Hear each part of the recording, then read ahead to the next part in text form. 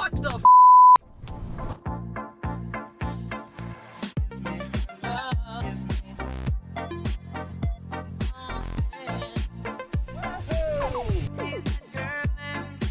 I just had this another DTS convertible delivered. It's pretty evident that the water in this was really high, and you can see there's actually sand inside the cluster. That's a fair bit of water. You can see standing water on top of the valves. Oh, isn't that lovely? And if this wasn't locked up, it would turn.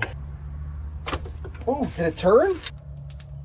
Oh, no way. I'm going to put power to the car. She wants to live. She really does. You can see we got lights. Just to have some stuff working, I'm happy. Oh man, that's not a good sign. That's not ever coming back to life. I'm obviously anxious because this thing could just blow up in my face. Here we go.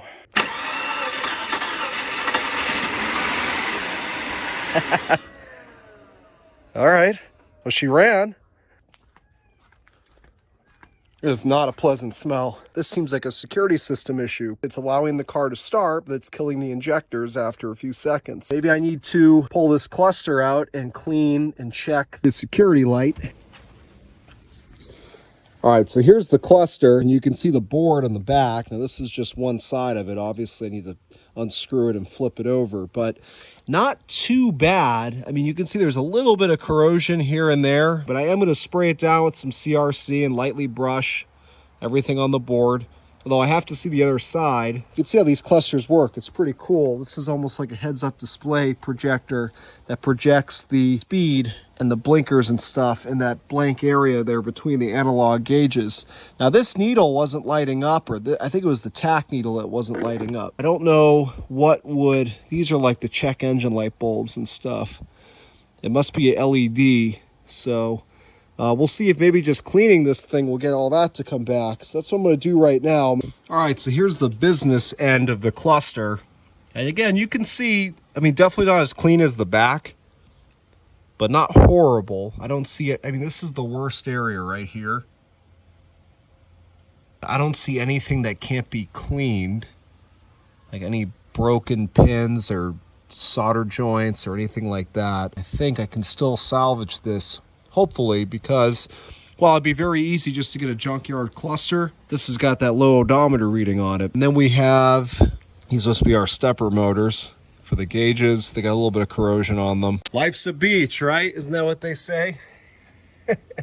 You can see the little beach that was formed here inside the cluster. You can even see the gradual, as the height of the water increased, it left these lines inside the cluster. Okay, so I've reassembled the cluster and I've put it back in. You can see how nice and clean she is now. Does it mean it'll work any better? I don't know, I doubt it.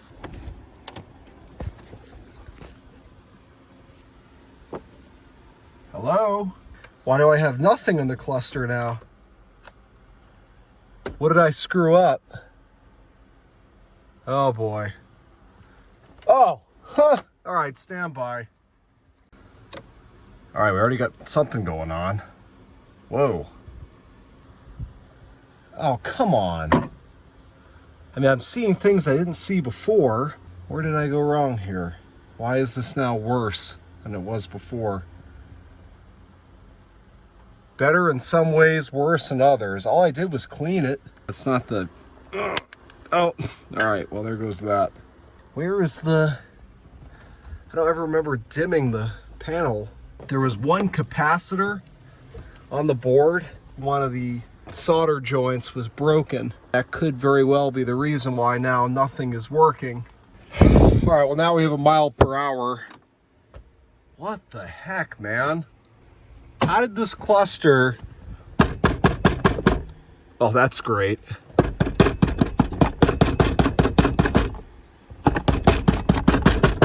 Can't make this up, huh? Flood car life. I just want the mileage. That's really all I care about. I'm gonna just swap in their cluster in this car, but I want the mileage. whatever chip I have to take off this cluster to swap over to the other one. Come on, wake up. Oh, by the way, it still won't start. Oh, we're gone. Good night. Okay, so it's been about a week since I messed with this. With these GM vehicles, oftentimes you can swap in another BCM as long as it's the same part number, not serial number, but part number, and you don't have to program it. Most of the time anyway, there's exceptions. I got a BCM for this. So this BCM, you remember earlier in the video, it looks pretty good. Really doesn't have a lot of corrosion on it, but who knows, right? Obviously, almost none of the body functions were working. It won't start. So I got an identical BCM out of a 2004 DeVille at the junkyard, plugged it in, and I've got interior lights up on the roll bar there. I'm not completely sure if I remember having interior lights before. I also see a security light flashing.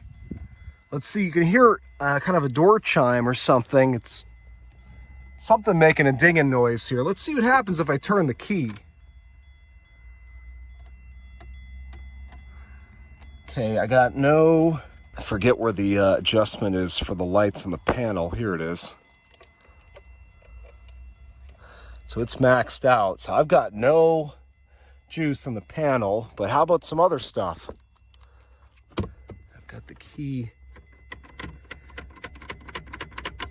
All right, well, I hate to say it, but we're not looking much better. Honestly, we're almost looking worse. Although I do have this unplugged, I just noticed, for the ignition. Oh! Okay, wait a minute. Got a bunch of stuff now. Whoa!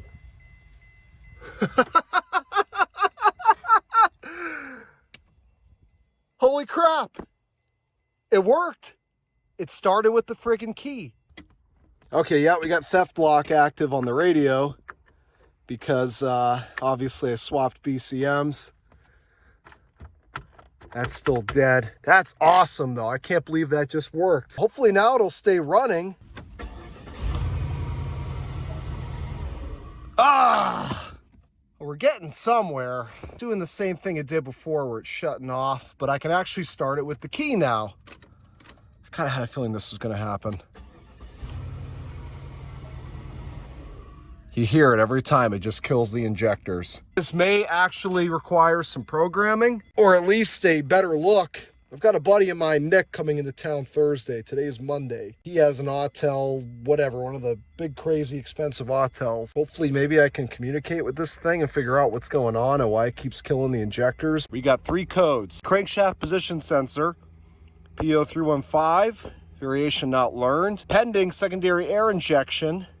Okay, and pending crankshaft position system variation not learned. That could cause it to shut off like that, absolutely. Okay, so the friend of mine that I've been talking about coming with his Autel is now here. Because the last clip, Nick, I was saying, well, I'm going to leave this till my friend Nick gets into town. Yeah. We just made a discovery. The windows are working, which I was not able to get them to work before. And I kind of jiggled the switch around. I was actually just messing with the door. And all of a sudden I noticed all the lights come on and they work, and they work very nicely. So one less thing I have to worry about, except the driver's window's not working, but I can hear a click in the door. So maybe that motor is the one that's bad. You can hear that it wants to.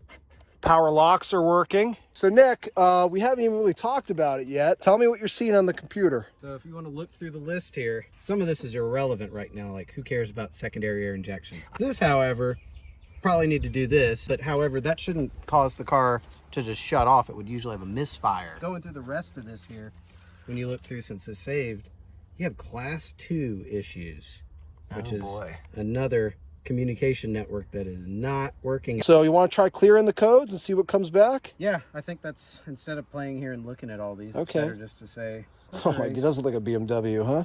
Yeah, this is a pretty strong number here. Hey, give her credit, man. All this car has been through, and you know, the fact that it's even working as well as it is pretty remarkable. The fact you have a start and runs for 3 seconds, that's phenomenal. I never even thought I'd get that far, nor did anybody else, including the former owner, George. So eventually, once it finishes going through and doing this, if I Sure. had a newer model, this would be faster. No problem. So I'm gonna cut the camera, and we'll tune back in when it's done, and we'll see what we got. We cleared the codes, and what came back that's important to us. We don't care. We don't care. Class 2 data link malfunction.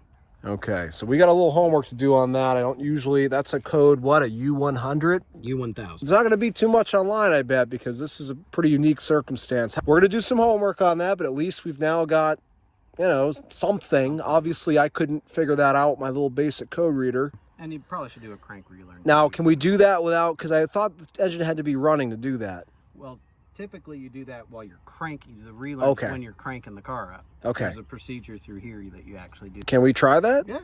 I'd be curious to see if that at least gets it to run. All right, we're going to try this crank relearn here. I got low memory on my phone, so I'm going to shut the camera down, but we'll see if it does anything. Okay, so it's the next day. Nick and I went to some junkyards today, and we got among other things, not related to this car, we did get a rear integration module for this car. I've replaced the driver integration module, otherwise known as the BCM in these. When I replaced that BCM in the front, DIM, whatever you want to call it, everything pretty much started working. But, you know, we were still having issues with this thing staying running. Rear integration module kind of ties in with the security system and other functions of the car. Nick was explaining to me the way all this stuff works, the data lines and stuff.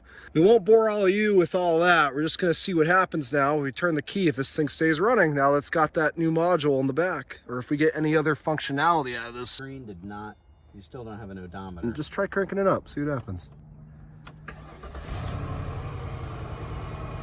I knew that was coming. I knew it. I could hear the idle starting to. Remember what we were talking about the other day, where if I put a little throttle down while it's running? Hey, try it. Try it. Let's see. Redline it. That's interesting. Ooh.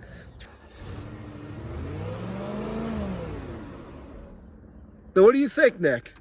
I think we need to go get that scan tool back out and see if it has any reports like, hey, it's cut off, because there's usually an item in the scan tool that will read out like the last few reasons for a fault. Okay, So let's do it. let's- So now I've kind of switched gears to taking this interior out.